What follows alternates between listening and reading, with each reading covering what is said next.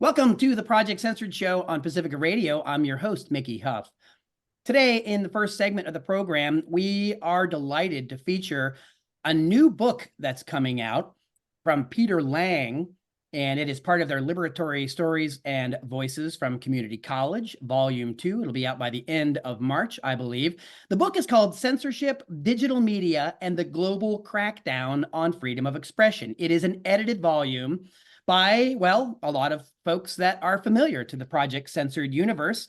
Robin Andersen, who often writes for our book in the news abuse category. Nolan Higdon, longtime project contributor and also Project Censored judge. And of course, Steve Macek, longtime working with our affiliates program and contributor to the annual book. Let me properly introduce our scholarly guest to you today. Robin Andersen is Professor Emerita of Media Studies at Fordham University, is an award-winning author, writer, and commentator, and has written and co-authored a dozen books. Her latest, Investigating Death in Paradise, Finding New Meaning in the BBC Mystery Show. She is a Project Censored judge and writes for fairness and accuracy in reporting, our friends over at FAIR. Nolan Higdon is a founding member of the Critical Media Literacy Conference of the Americas, a Project Censored national judge, author, and lecturer at Merrill College and the Education Department at the University of California, Santa Cruz. Nolan, of course, also teaches at a community college with me at Diablo Valley College. Steve Macek is Professor of Communication and Media Studies at North Central College in Naperville, Illinois, where he teaches courses on media studies and the First Amendment.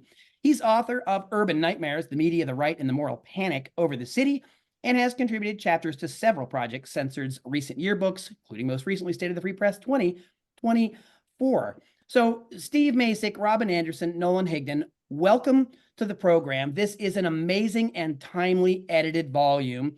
Of course, we're honored to be in the volume with you all. And this is right in our wheelhouse. This recent upsurge in censorship is a global phenomenon that's taken many forms across the media spectrum, as well as in schools, universities, and public spaces. Physical assaults against and legal restrictions on journalists, writers, intellectuals, scholars, artists, and students are on the rise in a number of countries, not just here in the United States, but around the world.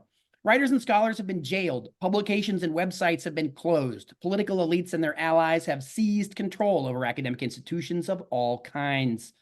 Whole topics: queer sexuality, gender identity, critical race theory, state violence and militarism, government corruption, financial crimes, environmental degradation, have been excluded from public discourse, either by governing elites or powerful corporations like censoring by proxy, which I'm sure we'll talk about. Robin Andersen, let's begin with you. Could you talk with us briefly about the striking cover that is on this book, and then give us an overview about what's in it and some of the process? And again, very timely publication, this book that's called Censorship, Digital Media, and the Global Crackdown on Freedom of Expression. Robin Andersen.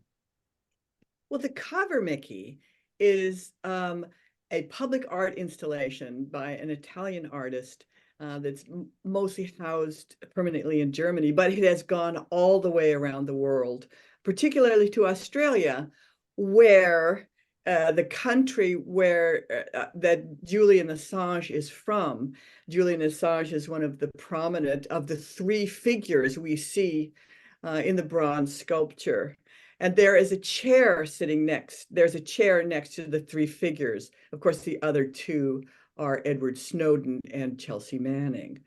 So the picture of the book came from that installation when it was, I think, in Germany. And anything to say leaves the chair there. So it's inviting the public to come up, stand on the chair, and freely express themselves in an act of actual public statement and testimony. And that's why we chose the picture. The book, I think, Mickey, you described it really very well. It covers enormous ground, and censorship is so much on the rise. And I think what I'd like to emphasize is that the killing of journalists is the ultimate way that news is censored. And of course, 127 journalists have been lost right now. In Palestinian journalists primarily have been lost in Gaza, killed by Israeli fire. the ultimate journalists are being censored, but also big tech. Big tech, we have an awful lot about that, because so much of the way that we can in our public sphere and our online public sphere communicate with one another outside of legacy and corporate media is on the internet. And when Nolan and Steve and I started to talk about the book, Nolan said to me once, I don't know why so many people are thinking that censorship is a good idea online these days. And we felt that it was really a need that we should address, that discuss censorship in all its forms, because censorship is a key component to the other half of the coin, which is propaganda. And you have to really silence alternative voices in order to have the propaganda and the conspiracy and all of that stuff dominate media. Indeed, indeed, a good overview topically of the book, and there are many details here. We're only going to have a half hour to get into it and introduce this to people. We certainly hope you can go to peterlang.com to learn more. Again, the book is Censorship, Digital Media, and the Global Crackdown on Freedom of Expression in Edited Volume. Steve Macek, let's go to you.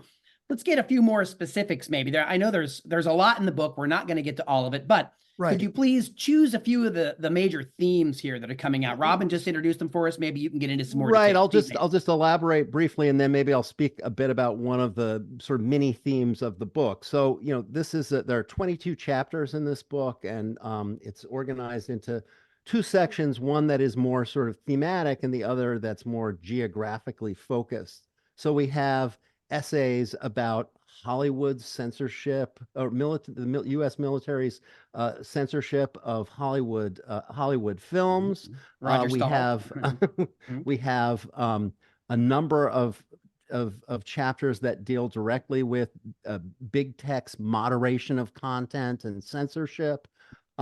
We have I think 4 different chapters that in some way deal with restrictions on or censorship of academics or students or the student press. And then we have a whole section of the book that's devoted to geographic case studies. We look at censorship in the UK, in Myanmar, in the Philippines, in China, in India, in Brazil. In my chapter, I talk about Hungary and Turkey. We kind of Mexico, we sort of span the globe, looking at censorship, mostly of the press, and of online media in a variety of different countries and contexts. Let me just say a little bit about this theme. That is what my chapter of the book was focused on, namely restrictions on on academic freedom and censorship of scholars, especially critical scholars. So we have a contribution from John K. Wilson that looks at colleges and universities in the United States, principally, although he does look at some schools outside the United States, and their censorship of student media organizations, which is very extensive. And he examines the different mechanisms of censorship, everything from school policy to libel suits to schools defunding student media that are reporting in a critical way on stories about a particular college or university administration. Then we have Anthony DiMaggio, who had an article, wrote a chapter that examines the campaign against critical race theory in predominantly conservative Republican states like Idaho and Tennessee and Iowa, and how that's kind of intimately related to the aims of what he calls the fascist right.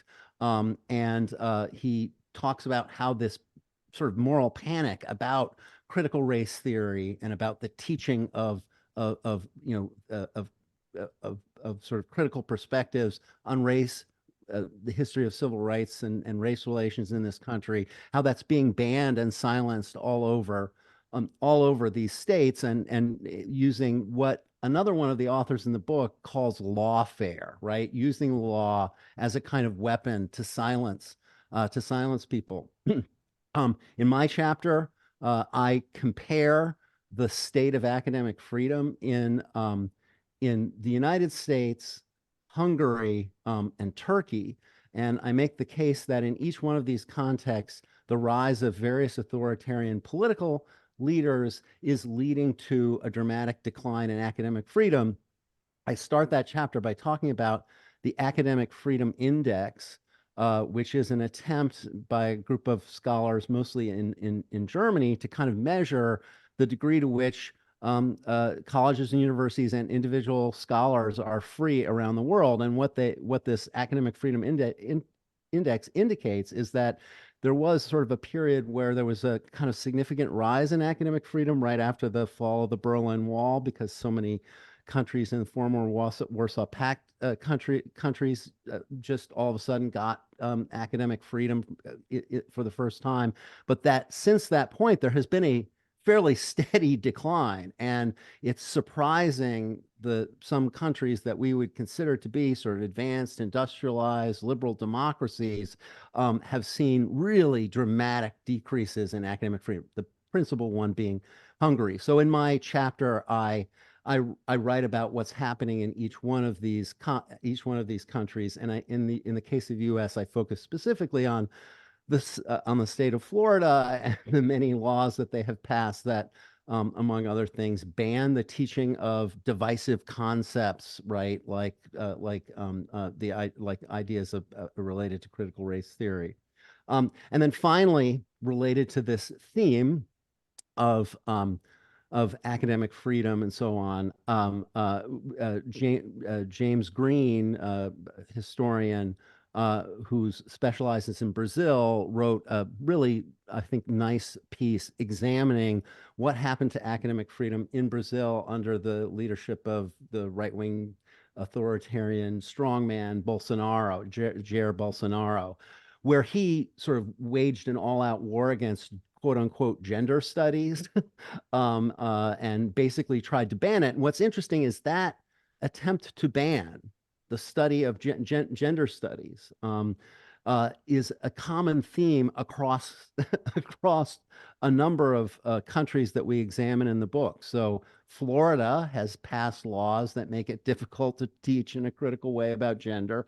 In Hungary, the government banned outright the graduate programs in gender studies. They basically dissolved existing graduate programs in gender studies and prohibited universities from starting new programs devoted to the study of gender.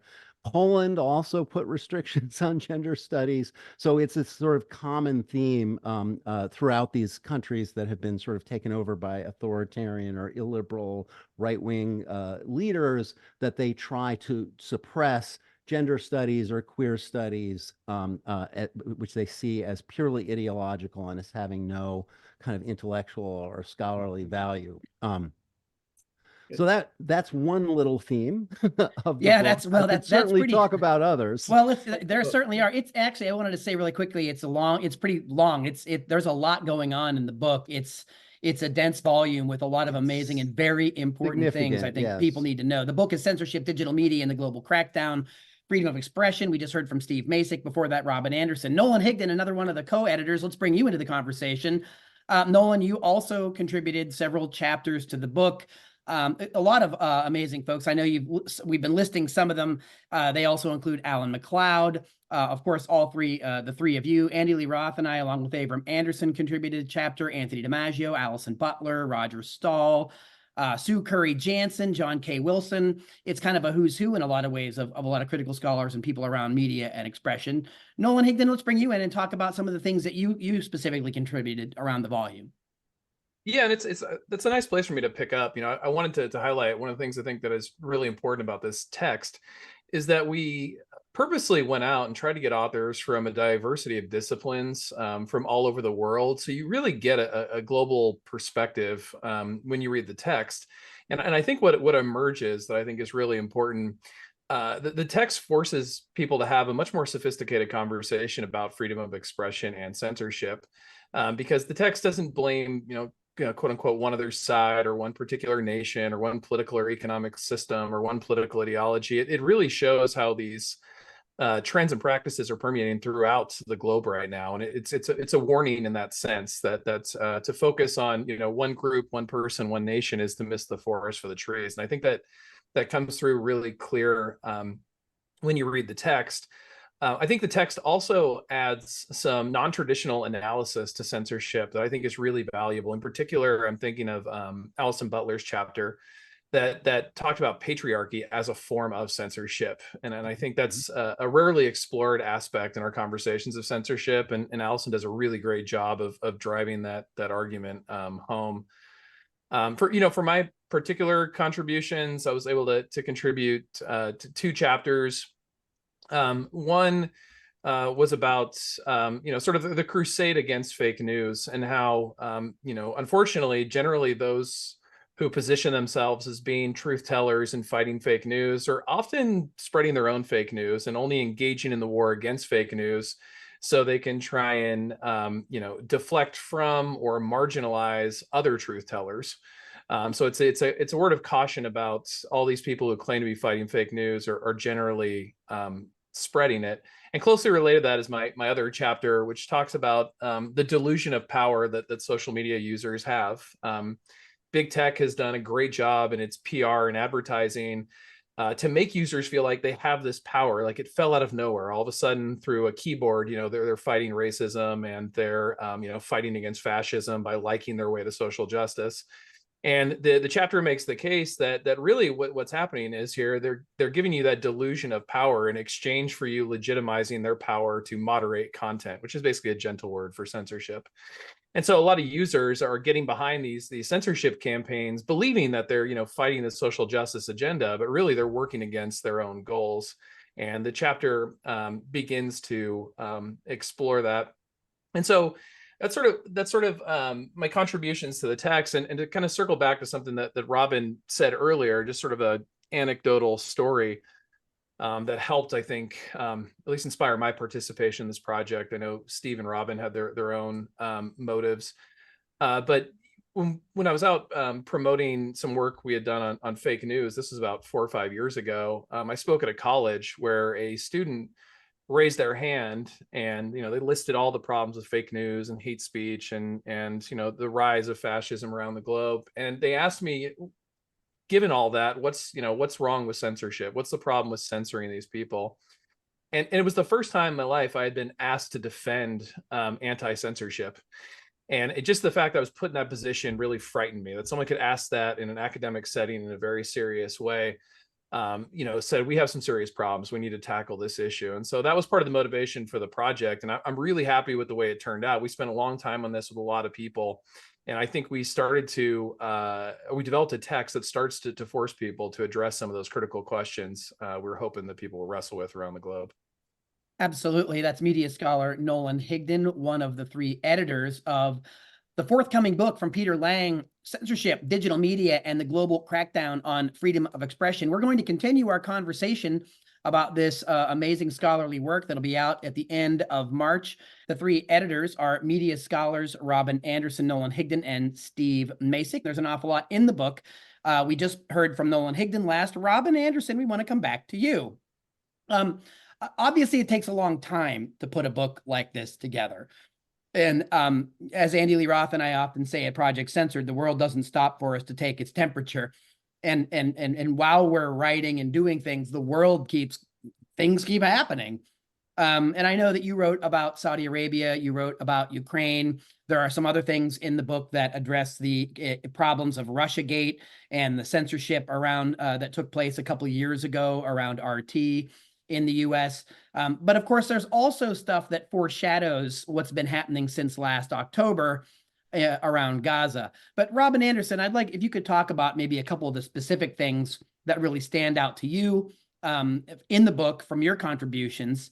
And perhaps you can even opine on some of the things that you've been writing about since that, if this book was an open sort of an open series where you could continue adding things to it. It's really that kind of a project. There could be 20 more chapters, over the next year.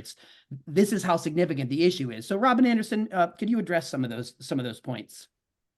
Yeah, sure, Mickey. I think all of us have been kind of amazed at what we discovered by looking at all these different countries and looking at this momentum across the globe of censorship and ways to deal with fake news and things like that. And when Steve was talking about lawfare, what came to mind were also cyber laws, where increasingly authoritarian regimes across the globe, almost universally, have instituted what they call cyber laws, and it's always to stop fake news. But of course, what it really is to stifle internal dissent, both internally in the country, but also across the globe with the diaspora of communities there that are trying to be activists and criticize the governments of the countries that they came from. So that was a really important thing that I think was a discovery for me, along with the things that Nolan and Steve have talked about. In terms of foreshadowing what's been going on in Gaza, for example, there's so much to learn from the way the Israelis assassinated the veteran two-decade long reporter that Shireen Abu Akleh, who reported for Al Jazeera on the West Bank, and she was very beloved. Just one thing right away, she was so well known in many places across the globe because of the incredible reach that Al Jazeera have. But nobody in the United States knew who she was. We've never heard that kind of quiet, if you will, but almost absolute censorship of what goes on what had gone on in the Israeli occupation and Israeli apartheid, left the October 7th attacks just as something that came out of the blue. There was no background, and therefore Hamas were just evil demon terrorists engaging in atrocities the entire time.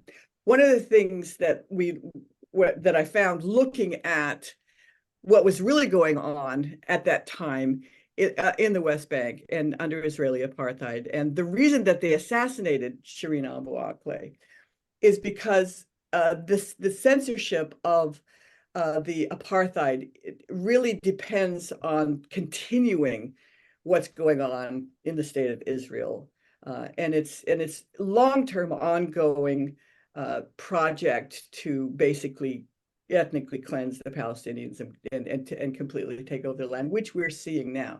But in terms of the US media coverage of her assassination, they would relate what the Israelis said about attacking her funeral, or what other journalists that covered the area, how they were identified by the Israelis. And basically journalism in the occupied territories was called incitement. So if you reported on anything of what was going on, or the Israeli killing, another group of people, assassinating people, attacking mosques and things like that, then you were inciting. And so many journalists are in jail under administrative detention in Israel. And then finally, during the really struck me during her funeral, when the Palestinian flag was over her coffin and they were trying to carry her body, they simply said the Israelis went to her home and attacked the family because they had displayed the Palestinian flag, and you can't display the Palestinian flag, and American journalists who covered it and media outlets who seemed to benefit from freedom of expression and freedom of the press couldn't recognize that was the most outrageous censorship of freedom of expression that existed, and they never commented on it. It was just something that was accepted, that journalists were inciting, and that there was no freedom of expression anywhere in Palestine. Well, and we're reminded of Julian Assange once again. Journalism is not a crime. He's basically in prison for being guilty of journalism, guilty of publishing. Shireen Abu Akleh, by the way, was a Palestinian American. Not suggesting that some lives are more important than others. That's the Pentagon's job to do.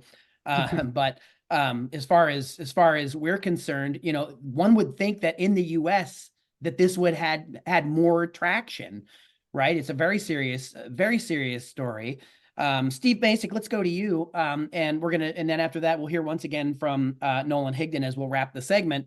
But Steve, there's a lot in here too about censorship by proxy. I know part of what we contributed to was on corporate Absolutely. censorship, big tech censorship. Maybe you want to say a few things about some of those or a couple others just to, again, further entice folks. So, I mean, you could speak to the chapter that you contributed on the idea of censorship by proxy, but Yes. I'll try to define it because I think it's actually interesting. We have some chapters early on in the book that really kind of take a deep dive into understandings of censorship that are not completely in line with like sort of what our traditional definition of censorship is. So the traditional definition of censorship, like under US First Amendment law, right, is censorship is when it is government prior restraint. It's when government intervenes to prevent the publication of some information or some idea, usually, using court orders or laws that ban certain content.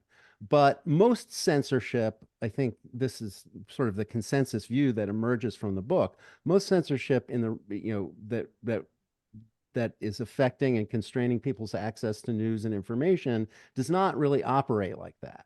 So censorship by proxy, which you, Andy Lee Roth and Avram Andersen wrote about, are cases where there's a sort of collaboration between government and private business, like social media platforms, for example, where censorship is being carried out by a private entity. So it's not, for example, in the US, a violation of the First Amendment.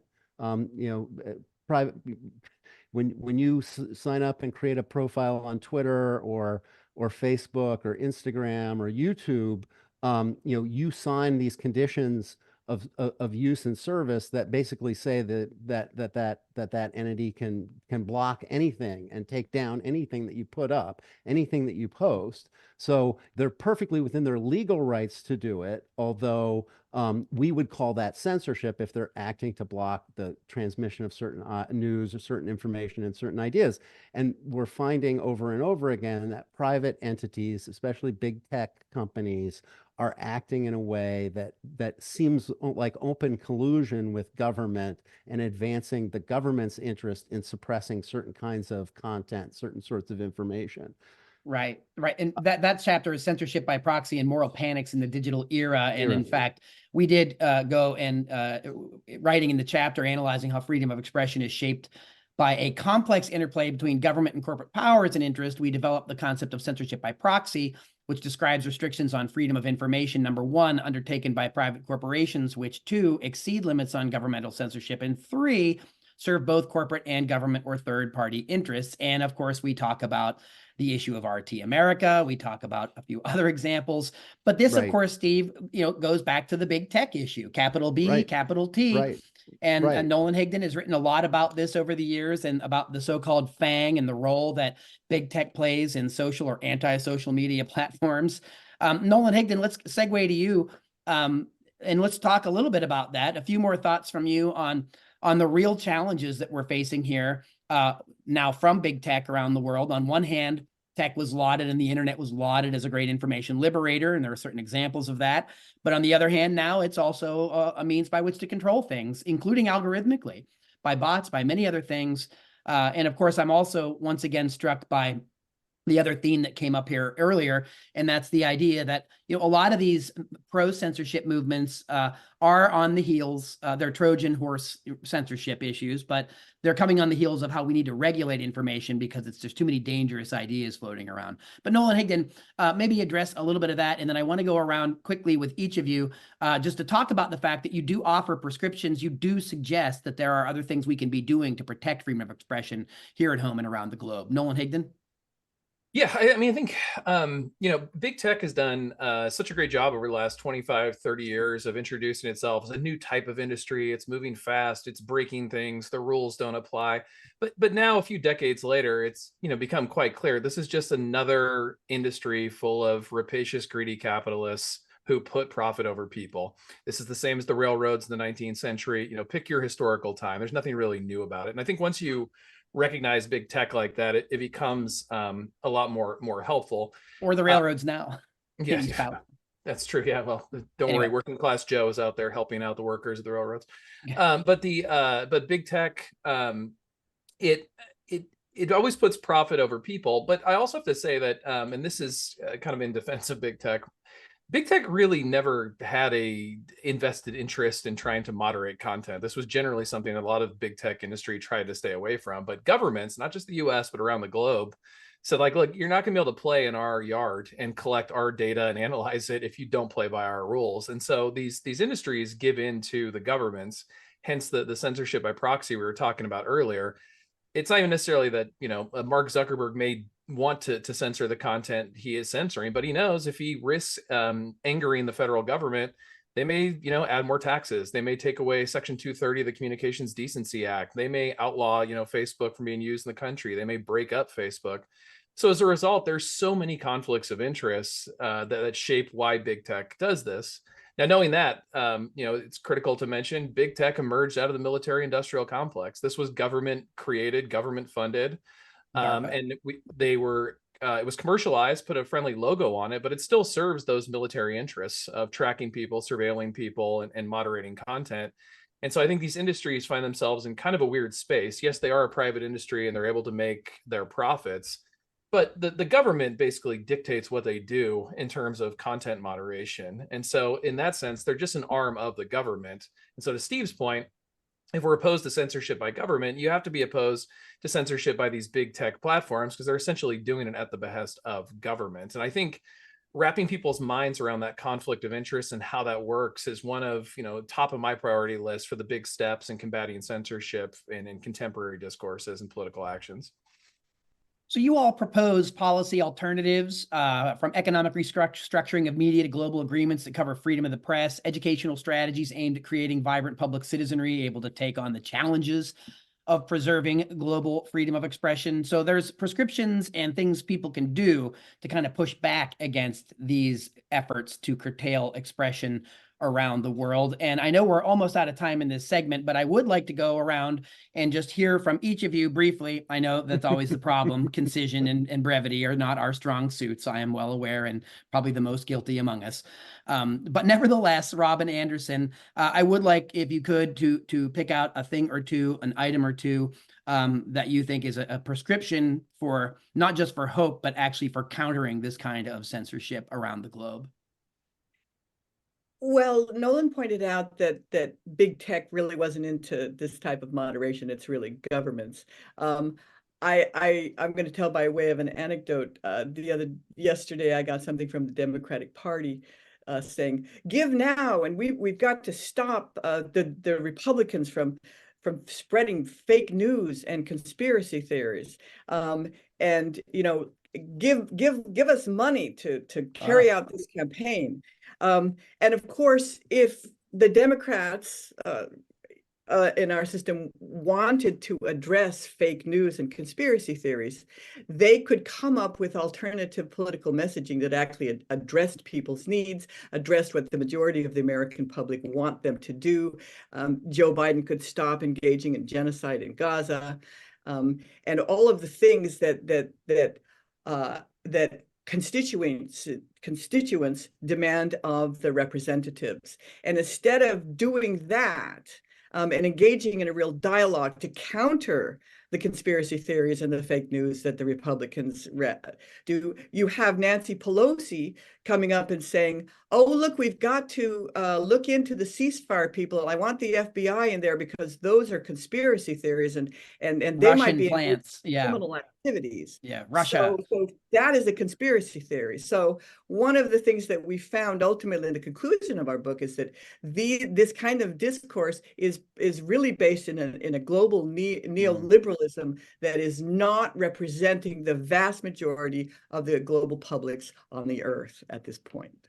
Excellent point, Robin Andersen. Steve Macek, the same to you, please. Oh my gosh, what a huge question, and I have 2 minutes here. So I generally am not in favor of the government putting regulations or imposing restrictions on the operation of media, right?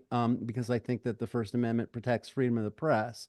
However, I do think it's perfectly fine for the government to regulate big tech companies in the interests of our data privacy. So one thing that I think the government ought to do is something that the Electronic Frontiers Foundation has called for, which is first of all, to explicitly prohibit the widespread practice of surveillance advertising, where your personal data is being harvested by these platforms, by these big tech companies, and then used to target you with especially tailored ads. The Biden administration would not even have to wait for Congress to act on this, because the FTC has the power to regulate advertising. Advertising does not enjoy the same kind of freedom or protection under the First Amendment as political speech or news coverage. So they could ban surveillance advertising today. And they've actually developed rules about surveillance advertising to protect children. Why not protect everybody else? The second thing I would say is, Europe has this general data protection regulation, the GDRU, which requires transparency about the data that websites gather about users and gives users a legal right to request non-newsworthy personal information held by sites or apps about them be erased. There are 5 US states that have actually adopted similar kinds of rules. I think there ought to be a federal law that says you have the right to control your own personal data, and you have a right to erasure as long as it doesn't erase newsworthy information. So, Steve Macek, thank you so much for concluding those remarks about the book. Nolan Higdon, last but not least, same to you. Yeah, I guess what I'll add, in addition to the great suggestions that Robin and Steve made here, we also talk in the text about media literacy education and its connection to the global crackdown. And one of the elements, I think, listeners of the Project Censored Show will know that all of us here have advocated for expanded media literacy access for decades at this point. But part of that media literacy education, I think, needs to include sophisticated conversations about censorship. And back to what I mentioned earlier about my anecdote about the student asking me about what's the problem with censorship, that speaks to me about the lack of discussion regarding censorship. We will say censorship is bad, but we never follow through, or generally don't follow through with, well, why is it bad? What's the problems with it? What does it complicate? What are the issues? And I think we'd be well served if we kind of went back to the nuts and bolts of democracy and broke down those questions for the next generation. Like, look, this, as Robin said, censorship is the great friend of propaganda. Propaganda needs to censor competing information, like basic lessons like that. Or, censorship generally creates like a Streisand effect. When you say something's going to be gone away, it draws more interest to it, and things like that. So I think we need more sophisticated conversations and education, that nuts and bolts of democracy, so people can make a cogent argument for why censorship is bad versus just putting it in the bad category and refusing to explain it. Absolutely. Critical media literacy education is the great antidote to these issues and these problems, as well as a vibrant and independent press, right, in the public interest. Professors Nolan Higdon, Steve Macek, Robin Andersen, it has been a delight to have you here with us on the Project Censored Show. Of course, our audience knows all of you from the repeat performances you give when you come here, and your prolific work around these topics. Here it's manifest once again, this time in a fantastic book coming out by the end of March from Peter Lang. Go to peterlang.com. Censorship, Digital Media, and the Global Crackdown on Freedom of Expression, edited by Robin Andersen, Nolan Higdon, Steve Macek, all of whom have been guests on our program today. I want to thank all of you for joining us. Wish you all the best, and I'm sure we'll be following up and having a few other contributors from the book on future programs. So thank you all for joining us today on the Project Censored Show. Thank you very much, Thanks Mickey. so And if I can also tell the audience, please tell your library to purchase a copy as well. But thank you very much, Mickey. It's been a pleasure. Yeah, thank you so much. Absolutely. It's been good.